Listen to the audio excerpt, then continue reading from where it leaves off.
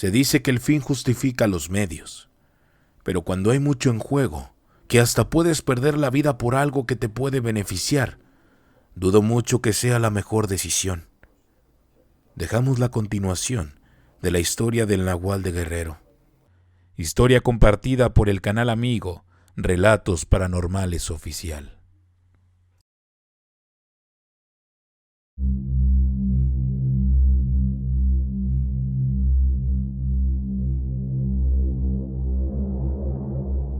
Aquella noche, después de orar un rato tras el deceso de Álvaro, mi padre decidió que era nuestro deber llevarnos el cuerpo como pudiéramos. Estábamos como a media hora del pueblo. No sería fácil, pero no lo podíamos dejar ahí. Mi padre, en sus buenos tiempos, era un hombre muy robusto y tomó la decisión de cargarlo. Haciendo descansos, podríamos hacer esa triste tarea. Mi idea fue ayudarle, pero las emociones vividas y el sentimiento de haber cometido un daño a alguien me tenían desolado. Mi padre se despojó de su chamarra y abrazó como pudo el cuerpo inerte. El trayecto de regreso a casa, caminé tras de mi padre arrastrando los pies. Me sentía fatal. Yo sabía que mi pobre padre captaba mis emociones. En ningún momento me pidió apoyo. En ningún momento me atreví a mirar ni tocar el cuerpo. Sentía una profunda tristeza por lo ocurrido. Mientras caminaba con la vista baja, elevaba plegarias al cielo rogando a Dios que nos perdonara y se compadeciera de aquella alma.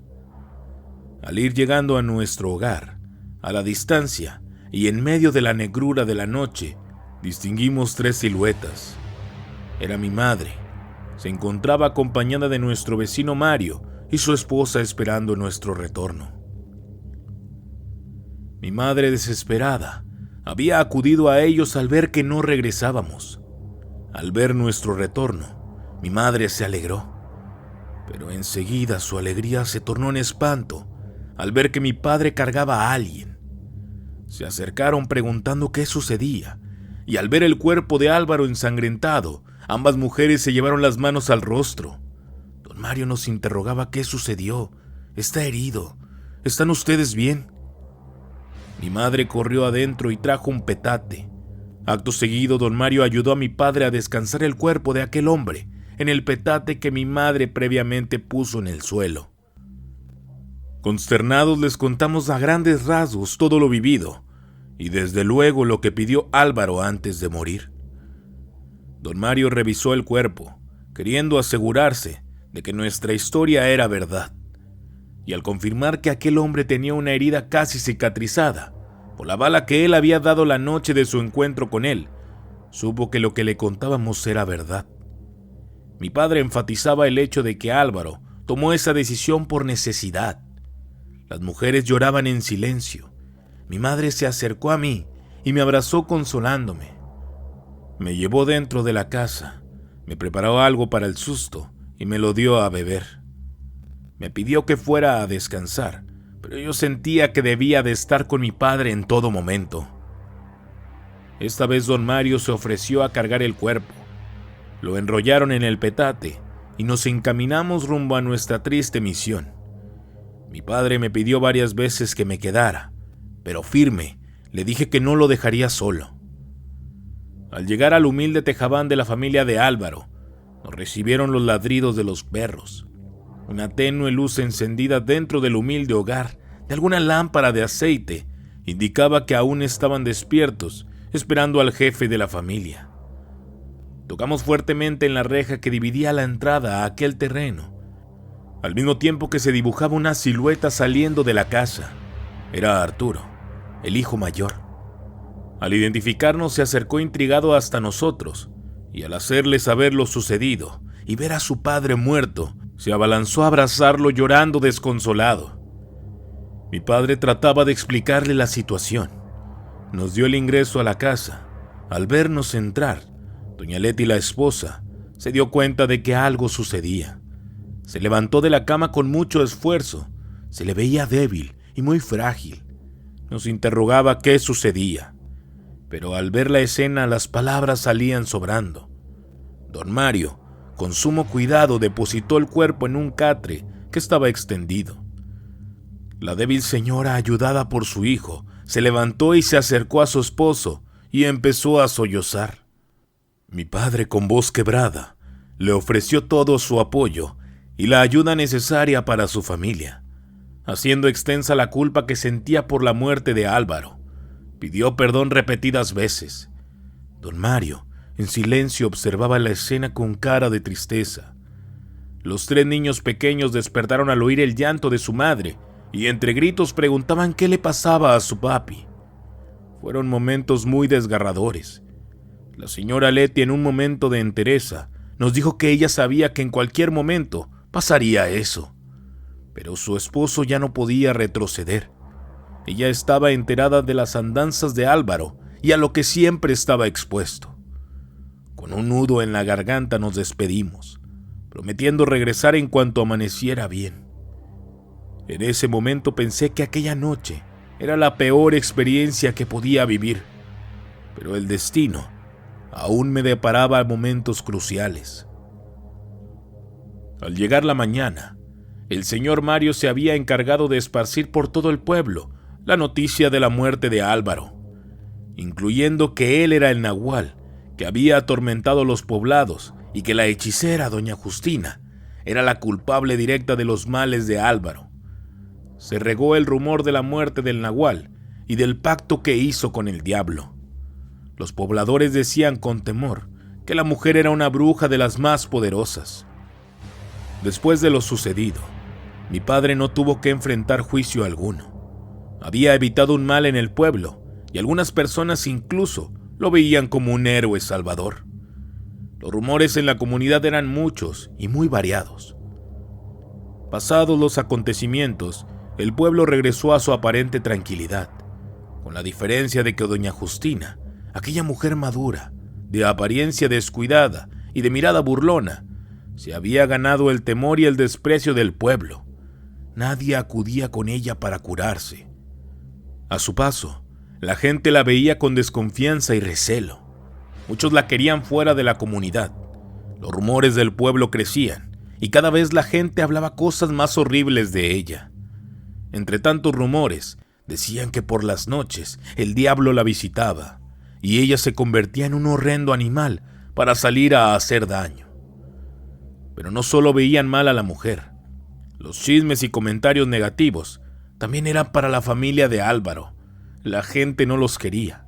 Los hicieron de lado y no les hablaban ni querían trato con ellos. Tal como lo prometió mi padre, mi familia los apoyó en todo momento e incluso como pudo, llevó al doctor de un pueblo vecino para que atendiera a la señora Leti, quien poco a poco se fue recuperando. Padecía una anemia crónica y estaba enferma de un riñón, pero en esos días tuvo mejoría y pudo levantarse.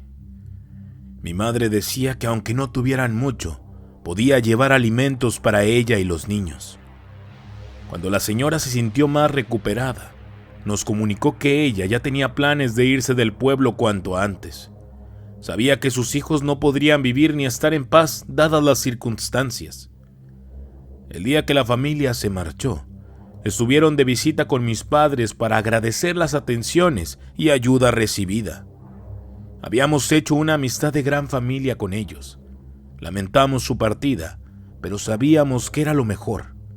Esa fue la última vez que los vi.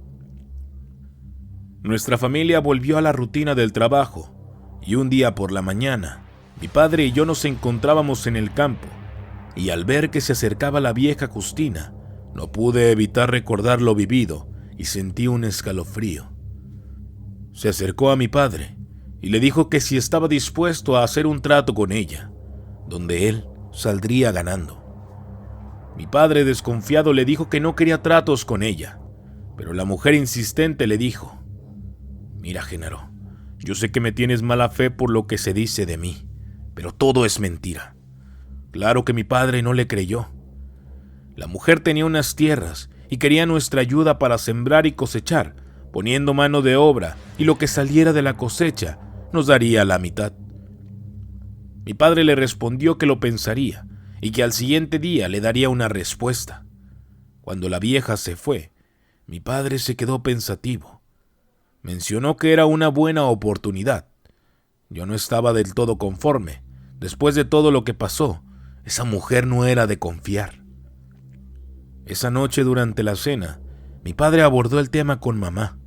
Claro que puso el grito en el cielo y dijo que no, y expresó lo mismo que yo, que no debería de confiar en esa mujer y mil cosas más.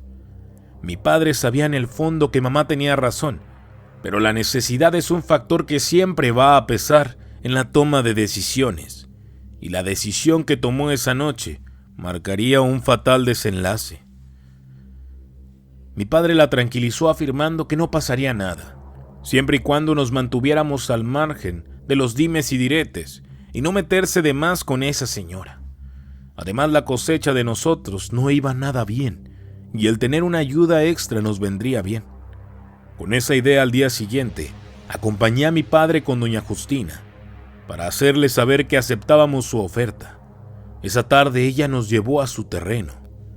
Sin hacer más preguntas, comenzamos a trabajar por tiempos marcados en dicho lugar, sin descuidar lo nuestro. Todo parecía indicar que las lluvias de temporal serían buenas y habría una abundante cosecha. Los meses transcurrieron, el trabajo era exhausto.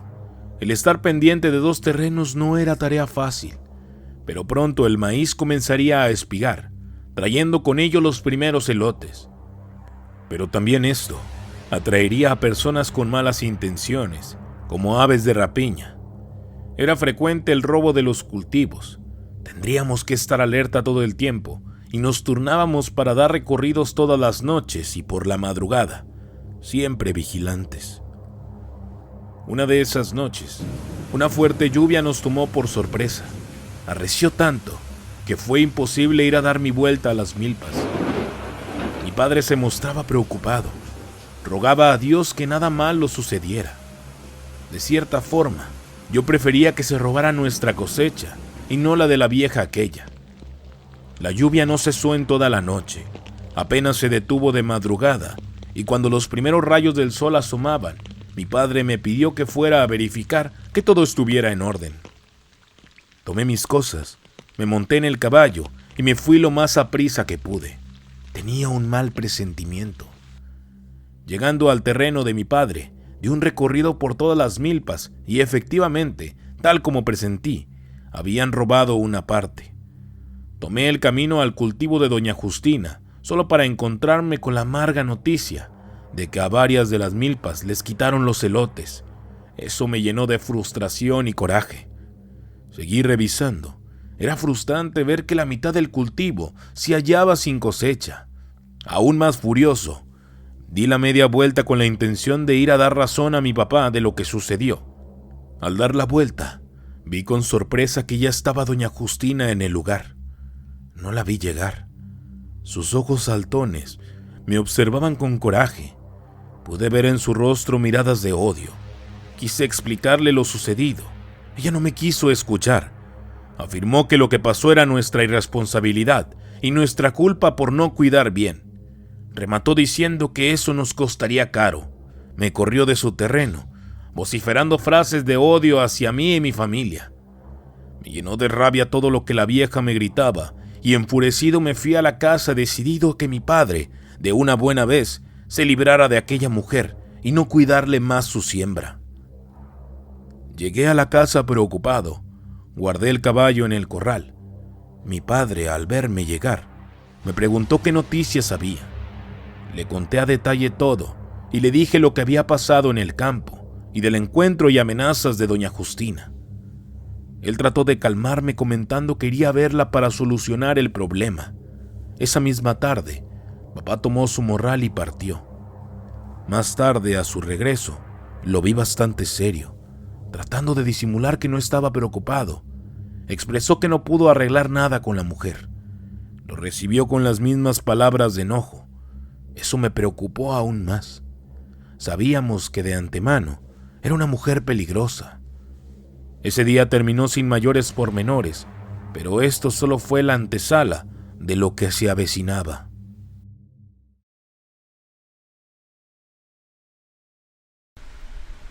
Si te gustó la historia, dale like y compartir. No olvides darle clic en la campanita para avisarte cada vez que tengamos un nuevo video. Mi nombre es Jonathan Espinosa y esto es Leyendas de Monterrey.